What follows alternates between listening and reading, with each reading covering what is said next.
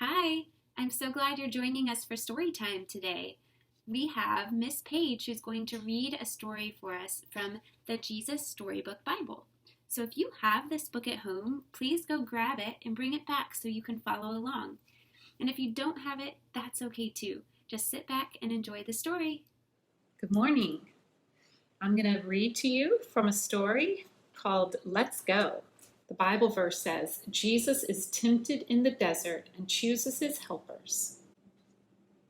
After Jesus was baptized, he went straight out into the desert. That might seem like an odd place to go because, as you know, deserts are very hot and there isn't any food or water or places to stay. But Jesus needed to get away by himself and be somewhere quiet and lonely. He needed to be with his heavenly Father to get ready for his new life. In the desert, Jesus thought about the secret rescue plan he had made with God. Before the foundation of the world, they both knew what would have to happen. To rescue God's children, Jesus would have to die. There was no other way. It was the reason he had come.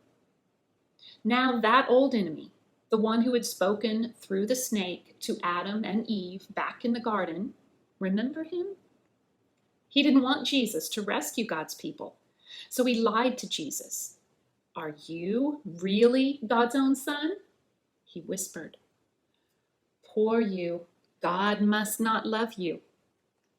You don't need to die. Do it my way. Yes and no, Jesus said to the liar. I will do what God says. And from that moment on, nothing would ever be the same. Jesus wasn't like Adam. Jesus was a new kind of man. He would not believe the terrible lie that the enemy spoke. Jesus knew God loved him, and he would trust God no matter what. It was just as God had promised to Adam and Eve all those years before. Jesus had come to do battle against the snake's work. He would get rid of the sin and the darkness and the tears, and he would suffer, but he would win. Jesus left the desert and set about the great rescue. He was going to get God's people back. But first, he needed to find some helpers and friends. He had a lot to do. He would need some people to help him. Who would make good helpers, do you think? Clever ones? Rich ones? Strong, important ones? Some people might think so, but I'm sure by now you don't need me to tell you they'd be wrong. Because the people God uses don't have to know a lot of things or have a lot of things. They just have to need him a lot. One day Jesus was walking by the Sea of Galilee when he saw some brothers and friends mending their nets. They were poor fishermen. Jesus called out to them, "Let's go." Peter, Andrew, James, and John looked up at this man on the shore, and they couldn't explain it. Their boats needed to be put away. Their nets needed mending. Fish were still wriggling on the shore. But something about this stranger made them just drop their nets and their fish, leave their boats and everything, and follow him. This God-man was like no one they had ever met.